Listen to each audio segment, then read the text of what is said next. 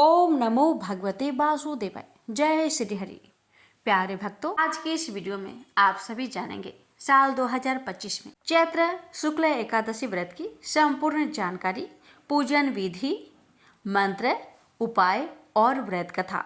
भक्तों, हिंदू धर्म में एकादशी व्रत का विशेष महत्व है। एकादशी व्रत भगवान विष्णु को समर्पित है। हर महीने के कृष्ण व शुक्ला पक्ष की एकादशी तिथि को एकादशी व्रत रखते हैं। मान्यता है कि एकादशी का व्रत करने से भगवान विष्णु और माता लक्ष्मी जी की कृपा से मनोवांछित फल प्राप्त होते हैं। व्रत के पुण्य प्रभाव से मोक्ष की प्राप्ति होती है और पापों से भी मुक्ति मिल जाती है। तो आइए जानते हैं कि साल 2025 में अप्रैल मास में एकादशी व्रत कब रखा जाएगा। प्यारे भक्तों, चैत्र माह के शुक्ला पक्ष की एकादशी तिथि को पड़ने वाली एकादशी को कामदा एकादशी के नाम से जाना जाता है। तो हिंदू पंचांग के अनुसार चैत्र मास के शुक्ला पक्ष की एकादशी तिथि की शुरुआत 7 अप्रैल को रात 8 बजे प्रारंभ होगी और 8 अप्रैल 2025 को एकादशी तिथि रात 9:12 पर समाप्त होगी। उदया तिथि में इस साल कामदा एकादशी का व्रत 8 अप्रैल 2025 को रखा जाएगा। भक्तों, कामदा एकादशी व्रत का पारण 9 अप्रैल 2025 को किया जाएगा। 9 अप्रैल को व्रत पारण का समय सुबह 6:02 से सुबह 8:34 पर समाप्त होगा। पारण के दिन द्वादशी तिथि समाप्त होने का समय रात 10:55 का है। जानिए भक्तों, कामदा एकादशी व्रत की पूजन विधि के बारे में। एकादशी के दिन सूर्योदय से पहले उठकर सभी कर्मों से निवृत्त होकर स्नान कर ले। इसके बाद साफ सुथरे वस्त्र पहन ले और भगवान विष्णु का मनन करते हुए व्रत का संकल्प ले। इसके बाद एक तांबे के लोटे में जल, फूल, अक्षत और सिंदूर डालकर सूर्य देव को अर्घ्य दे। फिर पूजा आरंभ करें। सबसे पहले एक लकड़ी की चौकी में पीला वस्त्र बिछाकर श्री हरि विष्णु जी की तस्वीर या मूर्ति स्थापित करें। इसके बाद जल से आचमन करने के बाद फूल, माला, पीला चंदन, अक्षत, बेसन के लड्डू, खीर या कोई अन्य मिठाई का भोग लगाने के साथ जल चढ़ाए। अब घी का दीपक और धूप जलाकर एकादशी व्रत की कथा के साथ विष्णु चालीसा, विष्णु मंत्र का जाप करें। फिर विष्णु जी की आरती कर ले। अंत में भूल चूक के लिए माफी मांग ले। फिर दिन भर व्रत रहने के बाद शुभ मुहूर्त पर व्रत का पारण कर ले। भक्तों, एकादशी के दिन आप इन विष्णु मंत्र का जाप करें, जैसे ओम नमो भगवते वासुदेवाय, या फिर ओम वैष्णवे नमः, या फिर ओम नमो नारायण श्रीमन नारायण नारायण हरि हरि, या फिर श्री कृष्ण गोविंद हरे मुरारे हे नाथ नारायण वासुदेवा। इन सभी मंत्रों में से कोई भी एक मंत्र को पकड़ ले और जाप करते रहे। आप जानते हैं कामदा एकादशी व्रत में की जाने वाले उपाय के बारे में। प्यारे भक्तों, अगर आप आर्थिक तंगी से परेशान हैं तो कामदा एकादशी पर इस उपाय को करें। भगवान विष्णु जी के बीज मंत्र ओम नमो भगवते वासुदेवाय नमः का 5 माला जाप करें और जरूरतमंदों को अन्न और धन का दान करें। भगवान आपकी प्रार्थना अवश्य सुनेंगे। भक्तों, अगर विवाह में बाधा आ रही है तो कामदा एकादशी के दिन उपवास रखें और भगवान विष्णु और माता लक्ष्मी की पूजा करें। भगवान विष्णु को 2 साबुत हल्दी अर्पित करें और ओम केशवाय नमः मंत्र का 108 बार जाप करें। भगवान की कृपा आप पर अवश्य होगी। भक्तों, मनोकामना पूर्ति के लिए इस उपाय को करें। मन ही मन ओम नमो भगवते वासुदेवाय मंत्र का जाप करें और शाम के समय तुलसी के सामने घी का दीपक अवश्य जलाएं। आइए रसपान करते हैं कामदा एकादशी व्रत कथा। धर्मराज युधिष्ठिर कहने लगे कि हे भगवान, मैं आपको कोटि कोटि नमस्कार करता हूँ। अब आप कृपा करके चैत्र शुक्ल एकादशी का महात्म्य कहिए। श्री कृष्ण कहने लगे कि हे धर्मराज, यही प्रश्न एक समय राजा दिलीप ने गुरु वशिष्ठ जी से किया था और जो समाधान उन्होंने किया वो सब मैं तुमसे कहता हूँ। प्राचीन काल में भोगीपुर नामक एक नगर था। वहाँ पर अनेक ऐश्वर्यों से युक्त पुंडरीक नाम का एक राजा राज्य करता था। भोगीपुर नगर में अनेक अप्सरा, किन्नर तथा गंधर्व वास करते थे। उनमें से एक जगह ललिता और ललित नाम के दो स्त्री पुरुष अत्यंत वैभवशाली घर में निवास करते थे। उन दोनों में अत्यंत स्नेह था, यहाँ तक कि अलग अलग हो जाने पर दोनों व्याकुल हो जाते थे। एक समय पुंडरीक की सभा में अन्य गंधर्वों सहित ललित भी गान कर रहा था। गाते गाते उसको अपनी प्रिय ललिता का ध्यान आ गया और उसका स्वर भंग होने के कारण गाने का स्वरूप बिगड़ गया। ललित के मन के भाव जानकर कारकोट नामक नाग ने पद भंग होने के कारण राजा से कह दिया। तब पुंडरीक ने क्रोधपूर्वक कहा कि तू मेरे सामने गाता हुआ अपनी स्त्री का स्मरण कर रहा है, अतः तू कच्चा मांस और मनुष्य को खाने वाला राक्षस बनकर अपने किए कर्म का फल भोग। पुंडरीक के श्राप से ललित उसी क्षण महाकाय विशाल राक्षस हो गया। उसका मुख अत्यंत भयंकर, नेत्र सूर्य चंद्रमा की तरह प्रदीप्त तथा मुख से अग्नि निकलने लगी। उसकी नाक पर्वत की कंदरा के समान विशाल हो गई और गर्दन पर्वत के समान लगने लगी। सिर के बाल पर्वतों पर खड़े वृक्षों के समान लगने लगे तथा भुजाएं अत्यंत लंबी हो गई।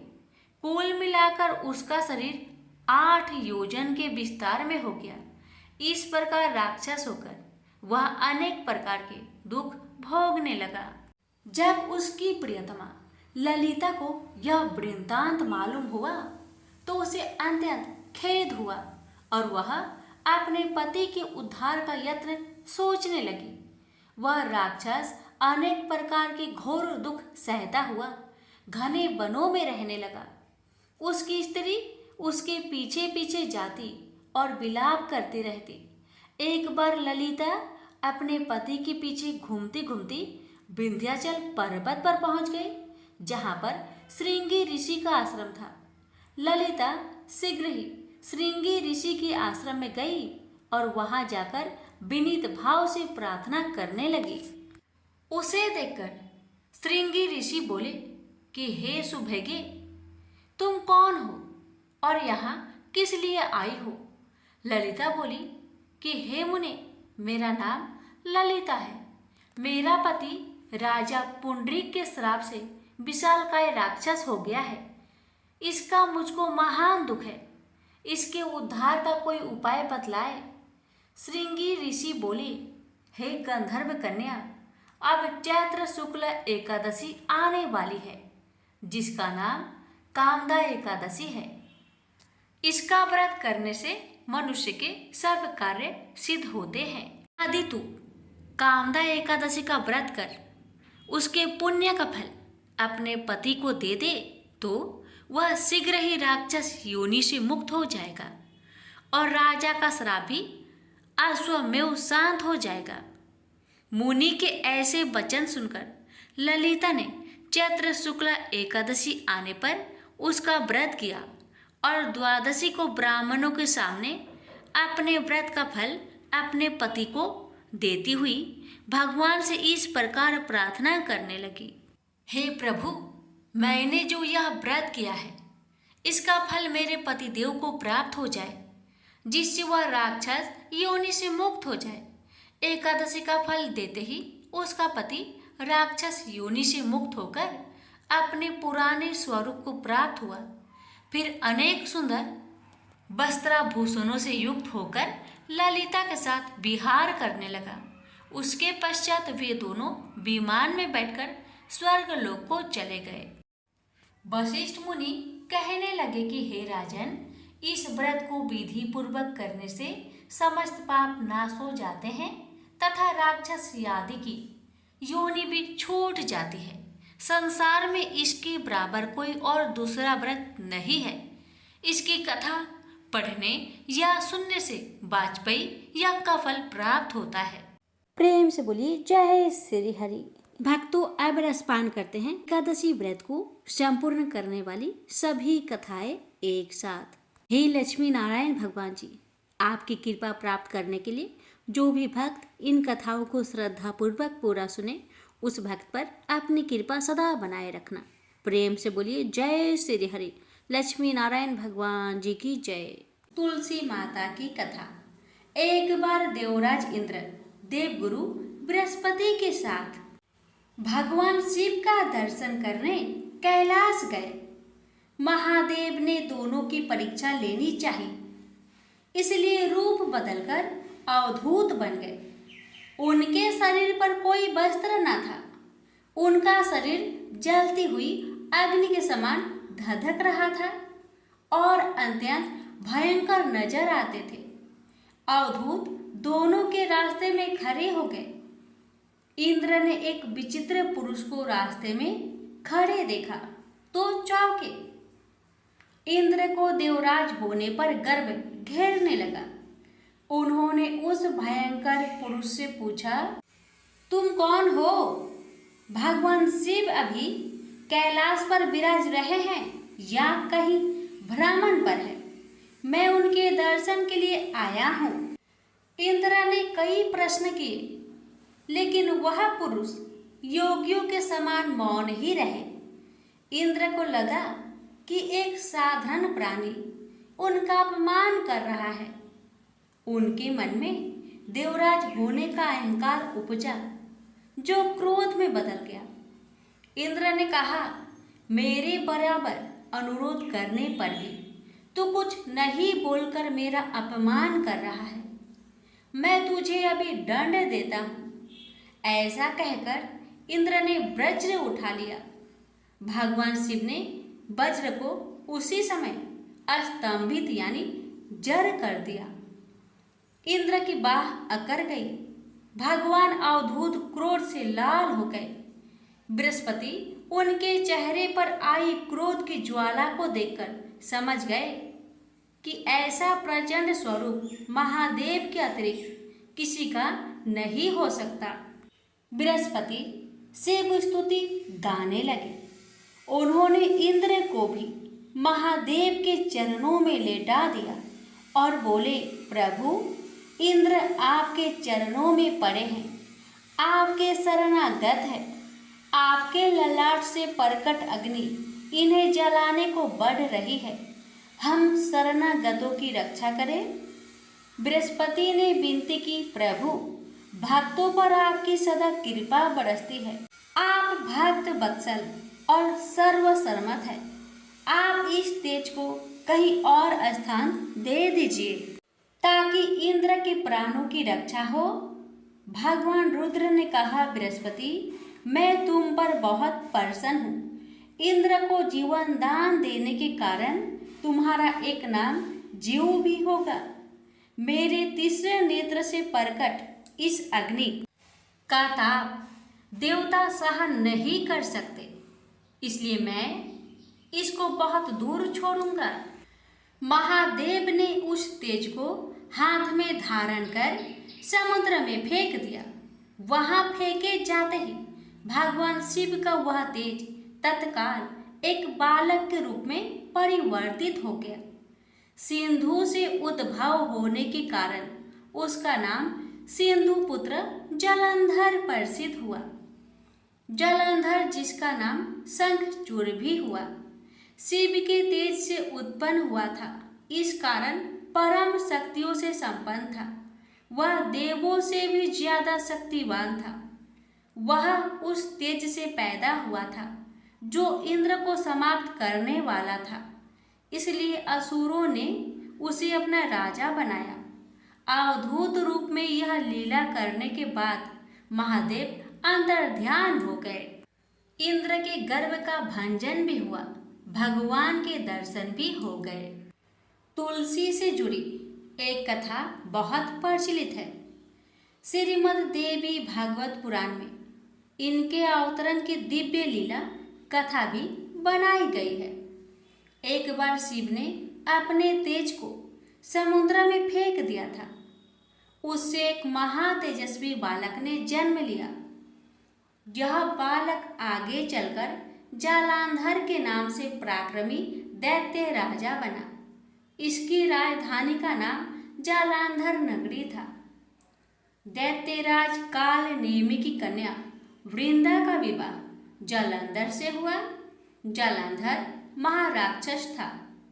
अपनी सत्ता के मद में चूर उसने माता लक्ष्मी को पाने की कामना से युद्ध किया, परंतु समुद्र से ही उत्पन्न होने के कारण माता लक्ष्मी ने उसे अपने भाई के रूप में स्वीकार किया। वहां से पराजित होकर वह देवी पार्वती को पाने की लालसा से कैलाश पर्वत पर गया। भगवान देवाधिदेव शिव का ही रूप धरकर माता पार्वती के समीप गया, परंतु मां ने अपने योग बल से उसे तुरंत पहचान लिया तथा वहां से अंतर्ध्यान हो गई। देवी पार्वती ने क्रोध होकर सारा वृत्तांत भगवान विष्णु को सुनाया। जालंधर की पत्नी वृंदा अत्यंत पतिव्रता स्त्री थी। उसी के पतिव्रत धर्म की शक्ति से जालंधर ना तो मारा जाता था और ना ही पराजित होता था। इसलिए जालंधर का नाश करने के लिए वृंदा के पतिव्रत धर्म को भंग करना बहुत जरूरी था। इसी कारण भगवान विष्णु ऋषि का भेष धारण कर वन में जा पहुँचे, जहाँ वृंदा अकेली भ्रमण कर रही थी। भगवान के साथ दो मायावी राक्षस भी थे, जिन्हें देखकर वृंदा भयभीत हो गई। ऋषि ने वृंदा के सामने पल में दोनों को भस्म कर दिया। उनकी शक्ति देखकर वृंदा ने कैलाश पर्वत पर महादेव के साथ युद्ध कर रहे अपने पति जालंधर के बारे में पूछा। ऋषि ने अपनी माया जाल से दो बानर प्रकट किए। एक बानर के हाथ में जालंधर का सिर था तथा दूसरे के हाथ में धर। अपने पति की यह दशा देखकर वृंदा मूर्छित होकर गिर पड़ी। होश में आने पर उन्होंने ऋषि रूपी भगवान विष्णु से विनती की कि वह उसके पति को जीवित करे।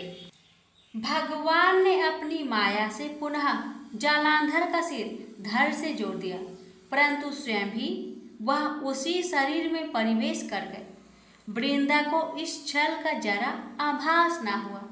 जालंधर बने भगवान के साथ वृंदा पतिव्रता का व्यवहार करने लगी, जिससे उसका अस्तित्व भंग हो गया। ऐसे होते ही वृंदा का पति जालंधर युद्ध में हार गया। इस सारी लीला का जब वृंदा को पता चला तो उसने क्रोध होकर भगवान विष्णु को शीला होने का श्राप दे दिया तथा स्वयं सती हो गई। जहाँ वृंदा भस्म हुई वहाँ तुलसी का पौधा उगा। भगवान विष्णु ने वृंदा से कहा, हे वृंदा, तुम अपने अस्तित्व के कारण मुझे लक्ष्मी से भी अधिक प्रिय हो गई हो। अब तुम तुलसी के रूप में सदा मेरे साथ रहोगी। जो मनुष्य भी मेरे शालिग्राम रूप के साथ तुलसी का विवाह करेगा उसे इस लोक और परलोक में विपुल यश प्राप्त होगा। जिस घर में तुलसी होती है वहाँ यम के दूत भी असमय नहीं जा सकते। गंगा व नर्मदा के जल में स्नान तथा तुलसी का पूजन बराबर माना जाता है। चाहे मनुष्य कितना भी पापी क्यों न हो, मृत्यु के समय जिसके प्राण मंजरी रहित तुलसी और गंगा जल मुख में रखकर निकल जाते हैं, वह पापों से मुक्त होकर बैकुंठ धाम को प्राप्त होता है। जो मनुष्य तुलसी व आंवले की छाया में अपने पितरों का श्राद्ध करता है, उसके पितर मोक्ष को प्राप्त हो जाते हैं। उसी दैत्य जालंधर की यह भूमि जालंधर नाम से विख्यात है। सती वृंदा का मंदिर मोहल्ला कोट किशनचंद में स्थित है। कहते हैं इस स्थान पर एक प्राचीन गुफा थी जो सीधी हरिद्वार तक जाती थी। प्रेम से बोलिए जय श्री हरि। तुलसी मैया की जय, लक्ष्मी नारायण की जय। भोला भक्त की एकादशी व्रत कथा।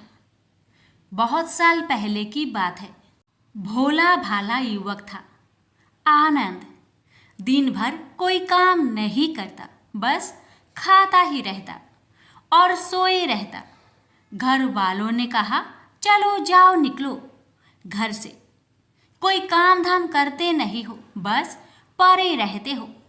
वह घर से निकलकर यूं ही भटकते हुए एक आश्रम पहुंचा। वहां उसने देखा कि एक गुरुजी हैं।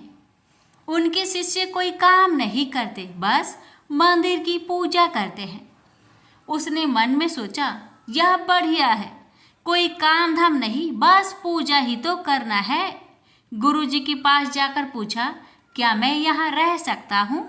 गुरुजी बोले हाँ हाँ, क्यों नहीं, लेकिन मैं कोई काम नहीं कर सकता हूँ। गुरुजी बोले कोई काम नहीं करना है, बस पूजा करना होगा। आनंद बोला ठीक है, वह तो मैं कर लूँगा। अब आनंद महाराज आश्रम में रहने लगे। ना कोई काम ना कोई धाम, बस सारा दिन खाते रहो और प्रभु भक्ति में भजन गाते रहो। महीना भर हो गया। फिर एक दिन आई एकादशी। उसने रसोई में जाकर देखा खाने की कोई तैयारी नहीं। उसने गुरुजी से पूछा आज खाना नहीं बनेगा क्या? गुरुजी ने कहा नहीं, आज तो एकादशी है, तुम्हारा भी उपवास है। उसने कहा नहीं, अगर हमने उपवास कर लिया तो कल का दिन हम नहीं देख पाएंगे। हम नहीं कर सकते उपवास, हमें तो भूख लगती है। आपने पहले क्यों नहीं बताया? गुरुजी ने कहा ठीक है, तुम ना करो उपवास, पर खाना भी तुम्हारे लिए कोई और नहीं बनाएगा, तुम खुद बना लो। बेचारा मरता क्या ना करता। गया रसोई में। गुरुजी फिर आए। देखो, अगर तुम खाना बना लो तो राम जी को भोग जरूर लगा लेना और नदी के उस पार जाकर बना लो रसोई। ठीक है। लकड़ी, आटा, तेल, घी, सब्जी लेकर आनंद महाराज चले गए। जैसा तैसा खाना भी बनाया। खाने लगा तो याद आया गुरुजी ने कहा था कि राम जी को भोग लगाना है। लगा भजन गाने, आओ मेरे राम जी भोग लगाओ जी, प्रभु राम आइए, श्री राम आइए, मेरे भोजन का भोग लगाइए। कोई ना आया तो बेचैन हो गया कि यहाँ तो भूख लग रही है और राम जी आ ही नहीं रहे। भोला मानस जानता नहीं था कि प्रभु साक्षात तो आएंगे नहीं, पर गुरुजी की बात मानना जरूरी है। फिर उसने कहा देखो प्रभु राम जी, मैं समझ गया कि आप क्यों नहीं आ रहे हैं। मैंने रूखा सूखा बनाया है और आपको तरमाल खाने की आदत है, इसलिए नहीं आ रहे हैं। ऐसी बात है तो सुनो प्रभु जी, आज वहाँ भी कुछ नहीं बना है, सबको एकादशी है, खाना हो तो यह भोग ही खा लो। श्री राम अपने भक्त की सरलता पर बड़े मुस्कुराए और माता सीता के साथ प्रकट हो गए। भक्त असमंजस में। गुरुजी ने तो कहा था कि राम जी आएंगे, पर यहाँ तो माता सीता भी आई है और मैंने तो भोजन बस 2 लोगों का बनाया है। चलो कोई बात नहीं, आज इन्हें ही खिला देते हैं। बोला प्रभु मैं भूखा रह गया, लेकिन मुझे आप दोनों को देखकर बड़ा अच्छा लग रहा है। लेकिन अगली एकादशी पर ऐसा ना करना, पहले बता देना कि आप कितने जन आ रहे हो, और हाँ थोड़ा जल्दी आ जाना। राम जी उसकी बात पर बड़े मुंदित हुए। प्रसाद ग्रहण कर चले गए। अगली एकादशी तक यह भोला मानस सब भूल गया। उसे लगा प्रभु ऐसे ही आते होंगे और प्रसाद ग्रहण करते होंगे। फिर एकादशी आई। गुरुजी से कहा मैं चला अपना खाना बनाने, पर गुरुजी थोड़ा ज़्यादा अनाज लगेगा, वहाँ 2 लोग आते हैं।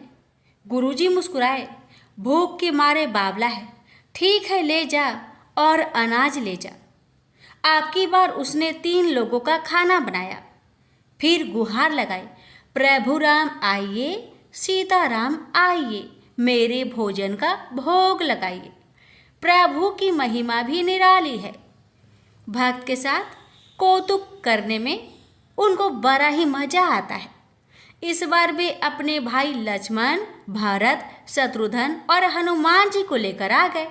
भक्त को चक्कर आ गया। यह क्या हुआ? एक का भोजन बनाया तो 2 आए। आज 2 का खाना ज्यादा बनाया तो पूरा खानदान आ गया। लगता है आज भी भूखा ही रहना पड़ेगा। सबका भोजन लगाया और बैठे बैठे देखता रहा। अनजाने ही उसकी भी एकादशी हो गई। फिर अगली एकादशी आने से पहले गुरुजी से कहा, गुरुजी, ये आपके प्रभु राम जी अकेले क्यों नहीं आते? हर बार कितने सारे लोग ले आते हैं। इस बार अनाज ज्यादा देना। गुरुजी को लगा कहीं यह अनाज बेचता तो नहीं, देखना पड़ेगा जाकर। भंडार में कहा, इसे जितना अनाज चाहिए दे दो और छुप कर उसे देखने चल पड़े। इस बार आनंद ने सोचा, खाना पहले नहीं बनाऊंगा, पता नहीं कितने लोग आ जाए, पहले बुला लेता हूँ फिर बनाता हूँ। फिर टेर लगाई, प्रभु राम आइए, श्री राम आइए, मेरे भोजन का भोग लगाइए। सारा राम दरबार मौजूद। इस बार तो हनुमान जी भी साथ आए, लेकिन ये क्या, प्रसाद तो तैयार ही नहीं है। भक्त ठहरा भोला भाला, बोला, प्रभु इस बार मैंने खाना नहीं बनाया। प्रभु ने पूछा, क्यों? बोला, मुझे मिलेगा तो है नहीं, फिर क्या फायदा बनाने का, आप ही बना लो और खुद ही खा लो। राम जी मुस्कुराए, सीता माता भी गदगद हो गई उसके मासूम जवाब से। लक्ष्मण जी बोले, क्या करे प्रभु? प्रभु बोले, भक्त की इच्छा है, पूरी तो करनी पड़ेगी, चलो लग जाओ काम से। लक्ष्मण जी ने लकड़ी उठाई, माता सीता आटा सानने लगी। भक्त एक तरफ बैठकर देखता रहा।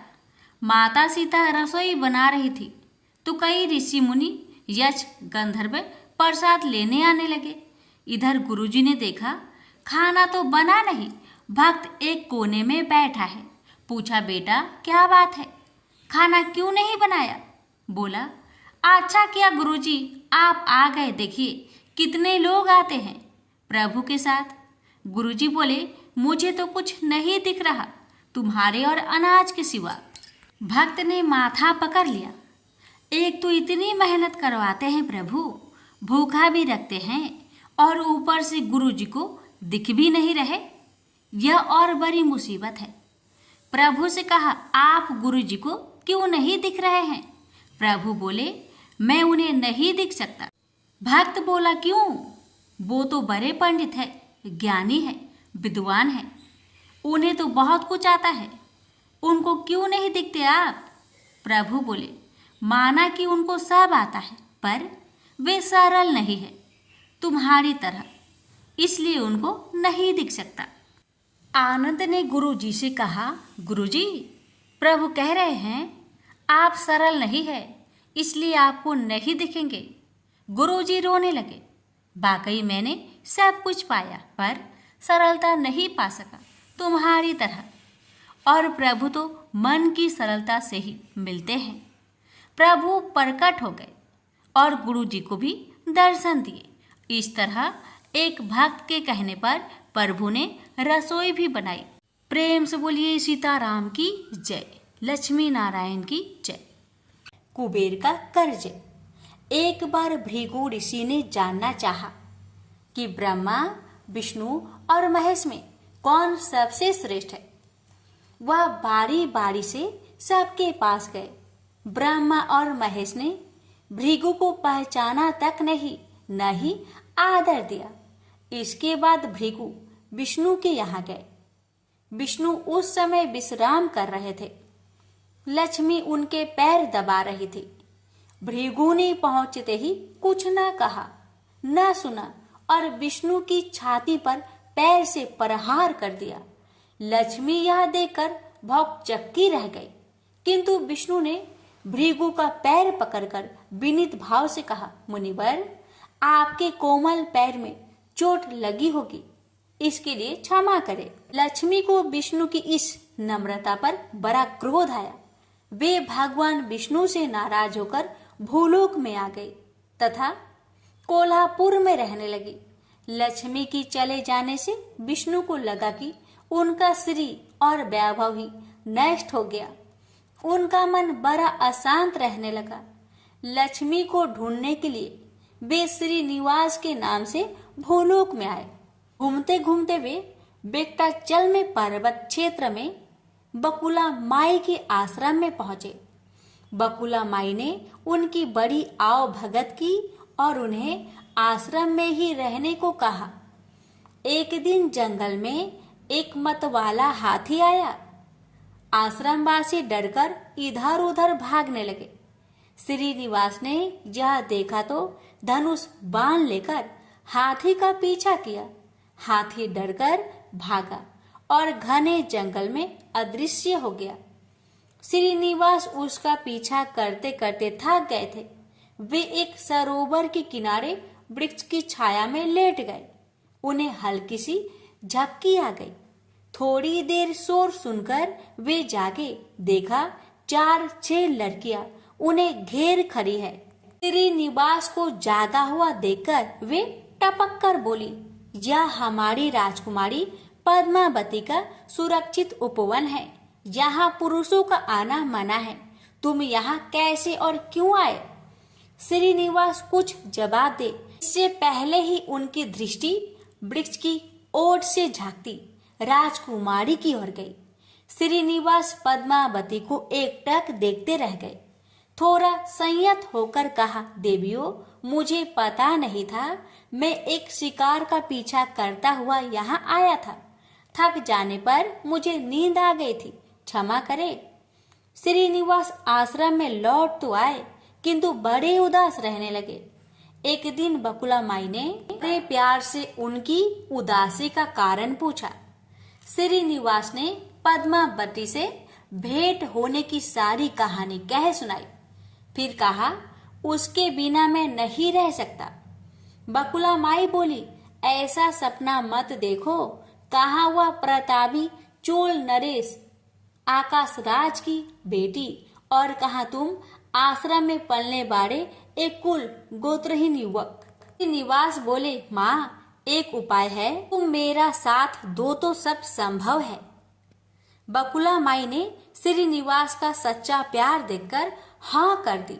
श्रीनिवास ज्योतिष जानने वाली औरत का भेष बनाकर राजा आकाश की राजधानी नारायणपुर पहुंचे। उसकी चर्चा सुन पद्मावती ने भी उस औरत को महल में बुलाकर अपना हाथ दिखाया। राजकुमारी की हस्तरेखा देखकर वह बोली, राजकुमारी, कुछ दिन पहले तुम्हारी भेंट तुम्हारे सुरक्षित उद्यान में किसी युवक से हुई थी। तुम दोनों की दृष्टि मिली थी। उस युवक से तुम्हारी शादी का योग बनता है। पद्मावती की माँ धारणा देवी ने पूछा, यह कैसे हो सकता है? ज्योतिषी औरत बोली, ऐसा ही योग है। ग्रह कहते हैं कोई औरत अपने बेटे के लिए आपकी बेटी मांगने स्वयं आएगी। 2 दिन बाद सचमुच ही बकुला माई एक तपस्विनी का भेष में राजमहल में आई। उसने अपने युवा बेटे के साथ पद्मावती का विवाह की चर्चा की। राजा आकाश ने बकुला माई को पहचान लिया। उन्होंने पूछा, वह युवक कौन है? बकुला माई बोली, उसका नाम श्रीनिवास है। वह चंद्र वंश में पैदा हुआ है। मेरे आश्रम में रह रहा है। मुझे माँ की तरह मानता है। राजा आकाश ने कुछ सोचकर उत्तर देने के लिए कहा। बकुला माई के चले जाने पर आकाश ने राज पुरोहित को बुलाकर सारी बात बताई। राज पुरोहित ने गणना की, फिर अपनी सहमति देते हुए कहा, महाराज, श्रीनिवास में विष्णु जैसा देवगुण है। लक्ष्मी जैसी आपकी बेटी के लिए यह बड़ा सुयोग है। राजा आकाश ने तुरंत बकुला माई की यहाँ अपनी स्वीकृति के साथ विवाह की लग्न पत्रिका भेज दी। बकुला माई अब चिंतित हो उठी। वह श्रीनिवास से बोली, बेटा अब तक तो विवाह की ही चिंता थी, अब पैसे ना होने की चिंता है। मैं वाराह स्वामी के पास जाती हूँ, उनसे पूछती हूँ कि क्या किया जाए। बकुला माई श्रीनिवास को लेकर वराह स्वामी के पास गई और श्रीनिवास के विवाह के लिए धन की समस्या बताई। तो वराह स्वामी ने 8 दिक्पालों इंद्र, कुबेर, ब्रह्मा, शंकर आदि देवताओं को अपने आश्रम में बुलवाया। फिर श्रीनिवास को बुलवाकर कहा, तुम स्वयं इन्हें अपनी समस्या बताओ। श्रीनिवास ने देवताओं से कहा, मैं चोल नरेश राजा आकाश की बेटी पद्मावती से विवाह करना चाहता हूँ। मेरी हैसियत राजा के अनुरूप नहीं है, मेरे पास धन नहीं है, मैं क्या करूँ। इंद्र ने देवताओं के कोषाध्यक्ष कुबेर से कहा, कुबेर इस काम के लिए तुम श्रीनिवास को ऋण दो। कुबेर ने कहा, ऋण तो मैं दे दूंगा, पर उसे यह वापस कब और कैसे करेंगे, इसका निर्णय होना चाहिए। श्रीनिवास बोले, इसकी चिंता मत कीजिए, कलयुग के अंत में मैं सब ऋण चुका दूंगा। कुबेर ने स्वीकार कर लिया। सब देवताओं की साक्षी में श्रीनिवास ने ऋण पत्र लिख दिया। उस धन से श्रीनिवास और पद्मावती का विवाह बड़ी धूमधाम से हुआ। तभी नारद ने कोल्हापुर जाकर लक्ष्मी को बताया, विष्णु ने श्रीनिवास के रूप में पद्मावती से विवाह कर लिया है। दोनों वेंकटाचलम पर्वत पर रह रहे हैं। यह सुनकर लक्ष्मी को बड़ा दुख हुआ। वह सीधे वेंकटाचलम पहुंची, विष्णु की सेवा में लगी, पद्मावती को भला बुरा कहने लगी। श्रीनिवास विष्णु रूप मेरे पति हैं, तुमने इनके साथ विवाह क्यों किया। दोनों में वाक युद्ध होने लगा तो श्रीनिवास को बड़ा दुख हुआ। वे पीछे हटे और पत्थर की मूर्ति के रूप में बदल गए। जब दोनों देवियों ने यह देखा तो उन्हें बड़ा दुख हुआ कि श्रीनिवास तो अब किसी के न रहे।